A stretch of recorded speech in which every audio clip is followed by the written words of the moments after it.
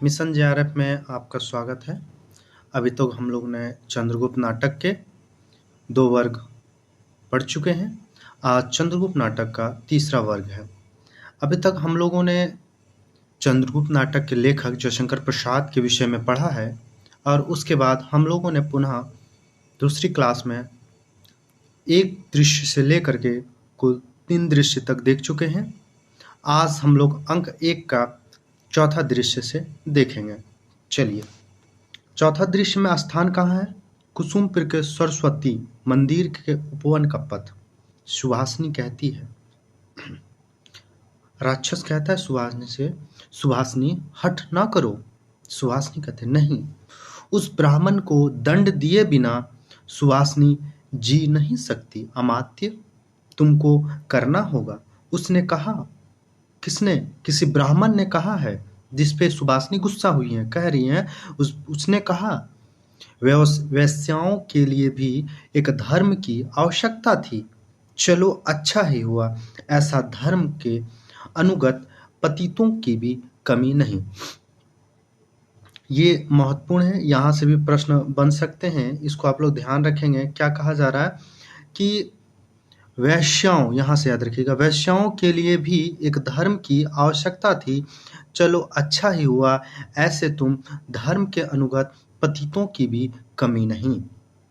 आगे कहते हैं, राक्षस कहते हैं, राक्षस क्या कहते हैं, मैं स्वयं हृदय से बौद्धमत का समर्थक हूँ।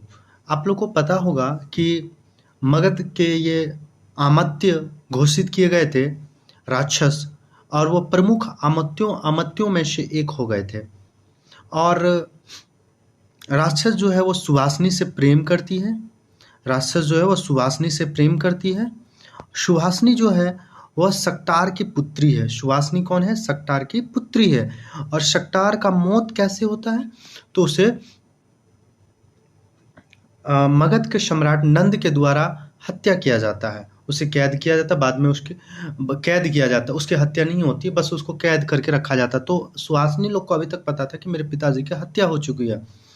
तो ना ही चनक की हत्या हुई। चनक भी है, वह सक्टार और चनक जो है दोनों, वह नाटक के अंत में आपको पता चलेगा कि यह दोनों नंदराज के बंदी गृह में बंदी हैं। लेकिन इन लोगों को पता है कि मेरे पिताजी की मृत्यु हो चुकी है। चंद्रगुप्त को भी लग रहा है मेरे पिताजी की मृत्यु हो चुकी है, और सुहासिनी को भी लग रहा है, और फिर चाणक्य को भी लग रहा है। लेकिन ऐसा नहीं होता है। तो राक्षस कहता, मैं स्वयं हृदय से बौद्ध, और नंद जो है वो बौद्ध धर्म के समर्थक, वो बौद्धिस्ट हो गए थे। हिंदू धर्म उन्होंने छोड़ दिया था। क्यों?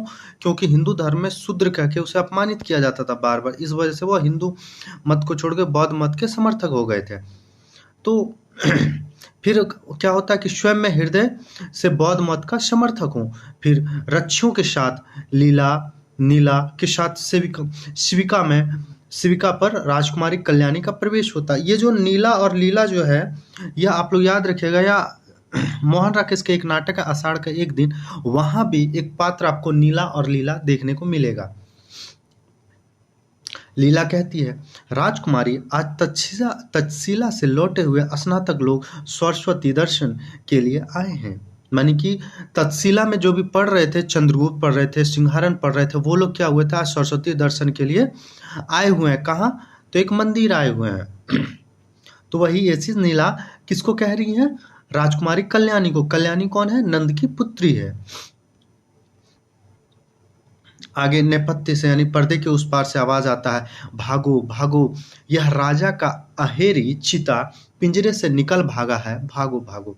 क्या होता है कि चीता से जो पिंजरे से क्या होता है, चीता किसी कारणवश निकल जाता, बाहर निकल जाता, तो वह क्या होता, बाहर में तांडव मचा रहा होता। उसी में नेपथ्य से यानी पर्दे के पीछे से आवाज आता है कि भागो भागो, राजा का अहेरी चीता पिंजरे से निकल भागा है, भागो भागो। तीनों डरती हुई कुंज के पीछे छिपने लगती है। चिता आता है, दूर से तीर आकर उसके सिर भेद कर निकल जाता है। धनुष लिए चंद्रगुप्त का प्रवेश होता है। यहाँ क्या होता है कि वह जब छिपने का उद्योग करती है, तो उसी समय क्या होता है, एक धनुष आता है और चिता के सिर के इस पार से उस पार हो जाता है, चिता की वहीं मृत्यु हो जाती है। और बाद में देखता है कि यह तीर किसके द्वारा, चंद्रगुप्त के द्वारा चलाया गया था, और चंद्रगुप्त अपने तीर धनुष लेकर प्रवेश करता है। चंद्रगुप्त कहता है यह कौन है, यहाँ किधर से स्त्रियों का क्रंदन सुनाई पड़ता है। मतलब वो स्त्रियों के रोने की आवाज उसे सुनाई पड़ रहा था। उसी में कह रहे हैं कि कौन यहाँ है, इधर किधर स्त्रियों का क्रंदन सुनाई पड़ा था। देखकर अरे यहाँ 3 सुकुमारियों हैं, यहाँ 3 सुकुमारियों हैं। चंद्रगुप्त था, कौन राजकुमारी? कल्याणी देवी। प्रश्न पूछते हैं कौन राजकुमारी, यानी कौन हो तुम राजकुमारी? कल्याणी देवी हो। फिर कल्याणी स्वस्थ होकर और सहलज्जे के साथ कहती हैं कि नमस्कार चंद्रगुप्त, मैं कृतज्ञ हुई, तुम भी स्नातक होकर लौटे हो। चंद्रगुप्त कहता हाँ देवी, तक्षशिला में 5 वर्ष रहने के कारण, यानी तक्षशिला में कुल कितने वर्ष वो रहे थे? 5 वर्ष। इस चीज को आप लोग याद रखेंगे, यहाँ से भी प्रश्न पूछा जा सकता है कि चंद्रगुप्त कहते हैं कि हाँ देवी, तक्षशिला में 5 वर्ष रहने के कारण यहाँ के लोगों को पहचानने में विलंब होता है। जिन्होंने किशोर छोड़ कर गया था, अब वे तरुण अर्थात जवान हो गए हैं दिखाई पड़ते हैं। अब इनके कई बाल सहचरों को भी पहचान न सका, यानी कि बचपन के जो साथी उनमें से मैं कईयों को मैं पहचान नहीं सकता हूँ। फिर कल्याणी करती है, परंतु मुझे आशा थी कि तुम मुझे न भूल जाओगे। क्योंकि कल्याणी मन ही मन क्या करता है, वह चंद्रगुप्त से प्रेम करती है। वही कहती है कि परंतु मुझे आशा थी, मुझे विश्वास था, मुझे भरोसा था कि तुम मुझे नहीं भूल पाओगे। चंद्रगुप्त कहता देवी, यह अनुचर सेवा के उपयुक्त अवसर पर ही पहुंचा, चलिए शिविका तक पहुंचा दूं, आप सब चाहते हैं। अब 5वां दृश्य पढ़ेंगे। 5वां दृश्य में क्या है कि मगध का नंद राजसभा में रहता है। मगध का जो नंद है, सम्राट मगध का नंद जो है वो राजसभा में रहता और राक्षस और सभासदों के साथ बंदी। क्या होता है, राक्षस और सभासदों के साथ नंद होते हैं। राक्षस कहता दूत लौट आए हैं, उन्होंने कहा है कि पंचनंद नरेश को यह संबंध स्वीकार नहीं। जो है यहाँ आप लोग को थोड़ा सा बता देना चाहूंगा कि ये चल क्या रहा है। मगध के जो सम्राट थे नंद, वो जाति के शूद्र थे और वह अपनी बहन कल्याणी का विवाह किससे कराना चाहते हैं, तो पोरस से कराना चाहते हैं। पुत्री, माफ करिएगा, उसकी पुत्री नंद की पुत्री रहती है, बहन कह रहा हूं मैं, नंद की पुत्री जो कल्याणी है, तो उसका विवाह वो कराना चाहते हैं किसके साथ, तो वो विवाह कराना चाहते हैं पोरस के साथ। लेकिन पोरस उसको ठुकरा देता है, क्या कह करके कि यह जो है मगध राजकुमारी रहती है कल्याणी, तो उसे यह कहकर ठुकरा दिया जाता है कि ये शूद्र हैं और क्या है, शूद्र के साथ बौद्ध मत का समर्थक हैं। तो पौरस यह करके उसे नीच कह करके कल्याणी के रिश्ते को ठुकरा देते हैं। तो नंद इस पे बहुत गुस्सा होते हैं। वही राक्षस कह रहे हैं, जो वहाँ के मगध के प्रमुख अमात्य थे, वो कह रहे हैं कि दूत लौट आए हैं और उन्होंने कहा है कि पंचनंद नरेश, पंचनंद कौन है, पौरस अर्थात पोरस को यह संबंध स्वीकार नहीं। मगध राजकुमारी कल्याणी का विवाह के प्रस्ताव को पोरस अस्वीकार कर देता है। यह पंक्ति बहुत सारी ऐसी चीजें जो मैंने नाटक को समझने के लिए अपने तरफ से लिख रखा है। तो यहाँ क्या है, मगध राजकुमारी कल्याणी के विवाह के प्रस्ताव को पोरस अस्वीकार कर देता है। नंद कहता है ऐसा क्यों किया उसने। फिर राक्षस कहता है प्राच्य देश के बौद्ध और शुद्ध राजा की कन्या से, क्या कहना, प्राच्य देश के बौद्ध और शुद्ध राजा के कन्या से वे परिणय नहीं कर सकते। परिणय अर्थात विवाह नहीं कर सकते। प्रतिहारी का प्रवेश होता। प्रतिहारी कहता है जय हो देव, मगध से शिक्षा लिए हुए तक्षशिला के स्नातक आए हैं। यानी कि मगध से शिक्षा लेकर के चंद्रगुप्त और सिंहरण ये सब जितने भी ब्राह्मण अमात्य थे, चाणक्य के शिष्य थे, या जो भी तक्षशिला में स्नातक कर रहे थे, सभी का है वो मगध में आए, क्योंकि मगध में ही तक्षशिला पड़ता था और तक्षशिला का खर्च जितना होता था वो मगध साम्राज्य उठाते था। तो वही करा। नंद कहता लिया आओ, मतलब लेते आओ, अंदर बुला। फिर द्वारिक का प्रस्थान, चंद्रगुप्त के साथ कई स्नातक प्रवेश। क्या होता है, उनके साथ कई स्नातक चंद्रगुप्त के साथ प्रवेश करते। कहाँ, तो सभा में, नंद के सभा में। नंद कहता स्वागत। अमत्य वर रुचि अभी नहीं आए, देखो तो। वर रुचि जो क्या थे, वहां के आमत्य थे, मगध के ही आमत्य थे। वही कह रहे हैं कि देखो जो वर रुचि है वह आमत्य अभी तक आए क्यों नहीं है। प्रतिहारी का प्रस्थान। प्रतिहारी जो होता है, जो आप देखेंगे कि द्वारपाल जिसको कहते हैं, या फिर सैनिक जो सभासद में प्रवेश करवाता, साथ में आता, फिर सूचना देता, उसको प्रतिहारी कहते हैं। प्रतिहारी फिर चला जाता, वर रुचि के साथ प्रवेश होता। वर रुचि जो है वहाँ के आमत थे, उसके साथ प्रवेश होता, वर रुचि कहते हैं। जय हो देव, मैं स्वयं आ रहा था। नंद कहता है तक्षशिला से लौटे हुए स्नातकों की परीक्षा लीजिए, यानी कि ये लोग सच में पास किया है, ग्रेजुएट अर्थात स्नातक किया है या नहीं किया है, इसको थोड़ा टेस्ट करिए, परीक्षा लीजिए जरा, इसका एंट्रेंस एग्जाम लीजिए। तो वर रुचि कहते हैं राजा धीराज, मतलब संबोधित ये कर रहे हैं राजा धीराज, ये संबोधित किसको? नंद को कह रहे हैं। जिस गुरुकुल में मैं स्वयं परीक्षा देकर स्नातक हुआ हूँ, उसके परिणाम प्रमाण की भी पुनः परीक्षा अपने गुरुजनों के प्रति अपमान करना है।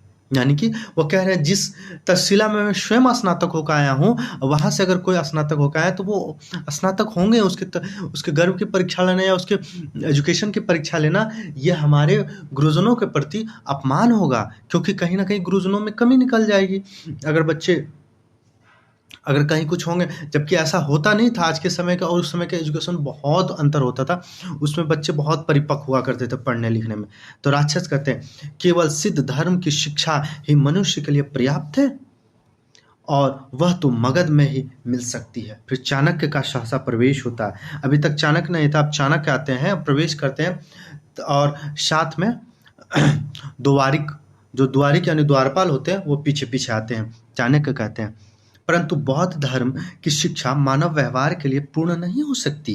क्या कह रहे हैं? परंतु बौद्ध धर्म की शिक्षा मानव व्यवहार के लिए पूर्ण नहीं हो सकती, भले ही संघ विहार में रहने वाले के लिए उपयुक्त हो। संघ विहार कहाँ?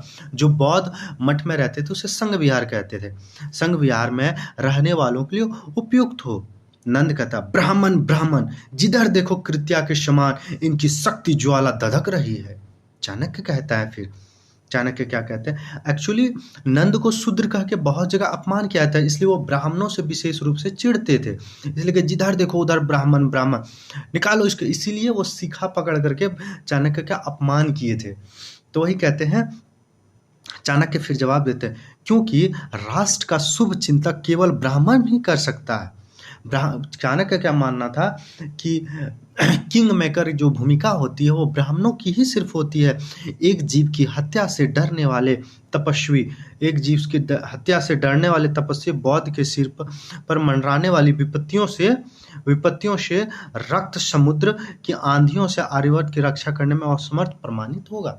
इनका कहने का मतलब कि बौद्ध धर्म जो है वह अहिंसक थे, हिंसक नहीं थे, और अहिंसा से पूरे देश में राज नहीं किया जा सकता है और इसको हिंसा का रास्ता अपनाना ही पड़ेगा। लेकिन बौद्ध मत एक चींटियों की भी हत्या करने से वो घबराता, वो डरता, उसके वसूल के खिलाफ हो जाता है। तो यही बात वो कह रहे हैं।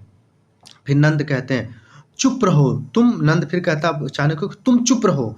फिर चाणक्य जवाब देते हैं, क्या देते हैं? क्योंकि गंधार में यवन प्रवेश कर चुके थे, अगला उनका टारगेट मगध ही था।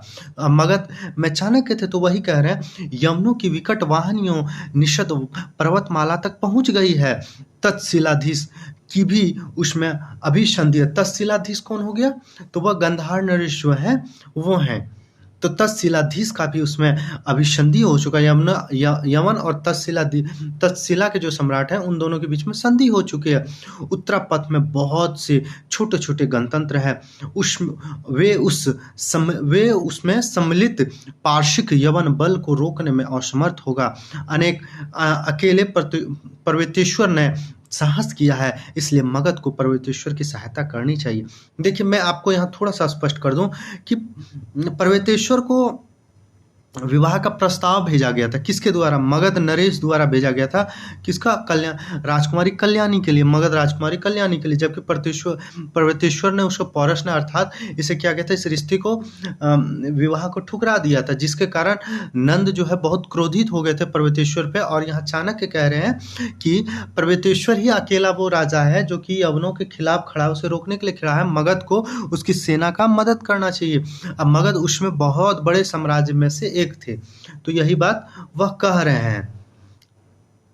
लेकिन नंद उसकी मदद करने के लिए नहीं जाता। क्यों? क्योंकि उसकी शूद्र करके उसे अपमान किया गया था, बौद्ध मत करके उसका अपमान किया गया था, इसलिए वो मगध नरेश पौरुष नरेश का मदद नहीं करता।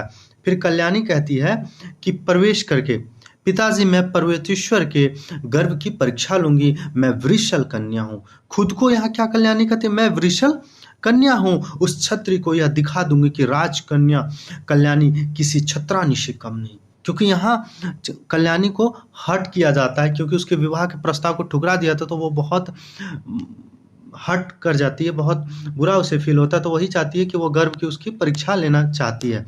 फिर चाणक्य फिर यहाँ क्या है कि चाणक्य चाहता है कि यवन को सभी मिलकर भारत में प्रवेश करने से रोक दें, इसलिए नंद पौरस की मदद करना चाहता है।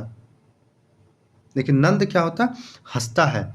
यह पंक्ति हमने आपको जो बताया वही चीज़ का हमने अपने से लिखा है कि चाणक्य चाहता है कि यवन को सभी मिलकर भारत में प्रवेश ना करने दे, इसलिए नंद को पौरस की मदद करना कहता है कि नंद आप पौरस का मदद कीजिए। फिर इस बात पे नंद हंसता है। नंद हंसता है। फिर राक्षस जवाब देते हैं जो उसका मत है, राजकुमारी राजनीति महलों में ही रहती है, इसे हम लोगों के लिए छोड़ देना चाहिए। यह पंक्ति पूछा गया, बहुत इंपॉर्टेंट है, कई बार पूछा गया कि राजकुमारी राजनीति महलों में नहीं रहती, इसलिए हम लोगों के लिए छोड़ देना चाहिए। चाणक्य की बातें सुनकर नंद बहुत गुस्सा हो जाता है और फिर चाणक्य कहता है, गुस्सा हो जाने के बाद उसे बाहर जाने के कहता है। वो नहीं जाता, बार बार अपनी बात को रखता है कि आप पुरुष का मदद करिए, यवन को खदेड़ दीजिए भारत से, लेकिन ऐसी नहीं हो पाता है। और नंद अंतिम में गुस्सा हो जाता है और उसके शिखा खींच करके कहते हैं सैनिकों इसका शिखा जो उसके माथे पे जो शिखा होती है खींच करके बाहर कर दो। तो उसी समय चाणक्य कहते हैं, खींच ले ब्राह्मण की शिखा, शूद्र के अंश से पले हुए कुत्ते, खींच ले मेरी शिखा। फिर चाणक्य फिर इस बात से नंद काफी क्रोधित हो जाता है और नंद क्या करते हैं, चाणक्य को बंदी बना लेते हैं। अगला दृश्य 6 है। 6 में क्या, सिंधु घाटी तट पे अलका और मालविका होती है। राजकुमारी मालविका क्या कहती है, राजकुमारी मैं देख आया उद्भांड में सिंधु पर सेतु बन रहा है। सिंधु नदी पर क्या हो रहा है, क्योंकि जो भी उधर से आते थे सिंधु नदी को पार करके भारत में प्रवेश करते थे। आप जब भारत का नक्शा देखेंगे तो आप देखेंगे कि पाकिस्तान होने के बाद पाकिस्तान से एंट्री करेंगे तो नमक की पहाड़ी होते हुए पानीपत होते हुए सिंधु नदी को पार करते हुए भारत में प्रवेश करते हैं। और फिर इसीलिए वह सिंधु नदी पे वो पार कैसे कर सकें, इसलिए वहाँ पुल बन रहा। वही कह रहे हैं कि राजकुमारी मैं देख आया भारत उद्भांड में सिंधु पर सेतु अर्थात पुल बन रहा है। युवराज स्वयं उसका परीक्षण करते हैं और मैंने उक्त सेतु का एक मानचित्र भी प्रस्तुत किया था। यह कुछ अधूरा सा रह गया है, पर इसके देखने से अभी कुछ आभास मिल जाएगा। क्या होता है कि मालविका जो होती है वह जाती है और उसका सेतु जो बन रहा होता है उसका वो मानचित्र बना लेती है, मानचित्र बना के ले आती है। वो अपने राजकुमारी को दिखाती है, अलका को।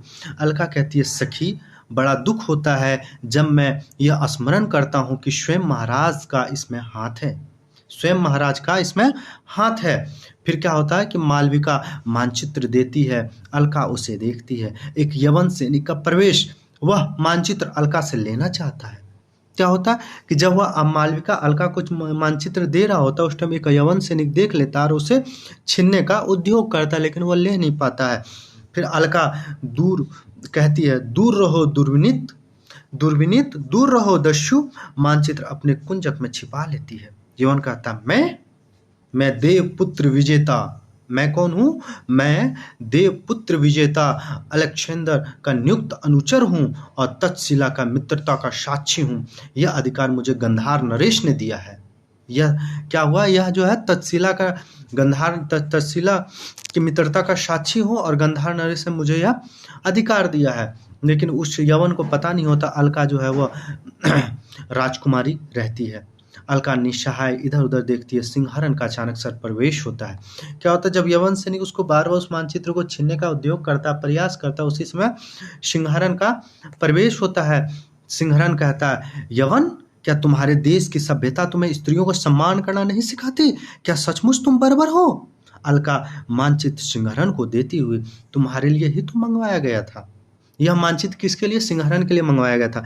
यवन फिर गुस्सा, जब वो उसको मानचित्र नहीं मिलता यवन को, तो वह क्या होता है, गुस्सा हो जाता है, खड़ग अर्थात तलवार निकाल लेता है, कहता मानचित्र मुझे दे दो या प्राण देना होगा। यानी मानचित्र मुझे दे दो या तुम्हें अपना प्राण देना होगा।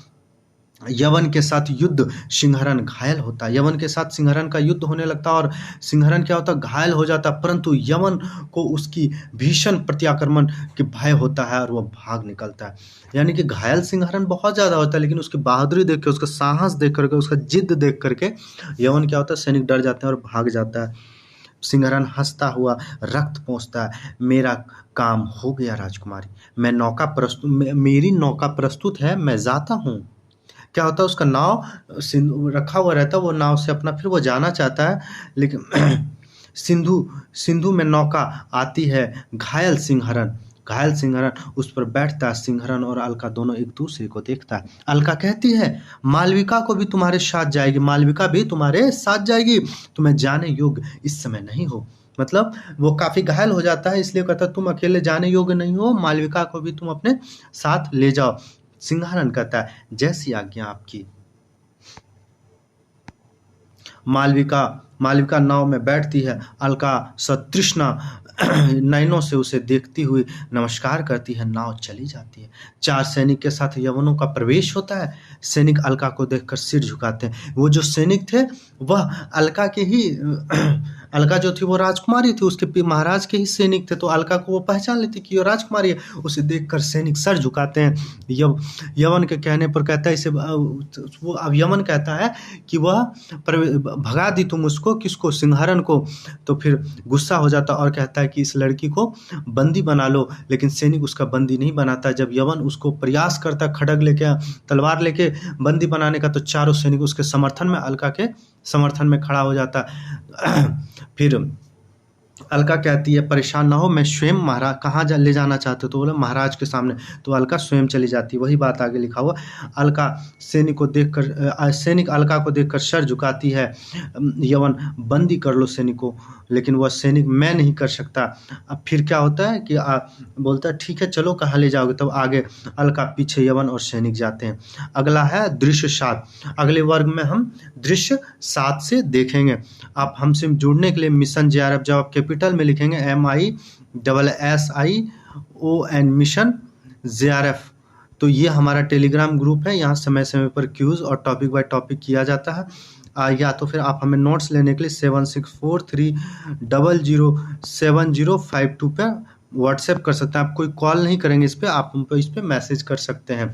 चलिए ठीक है, आज का क्लास यहीं समाप्त होता है। जय हिंद।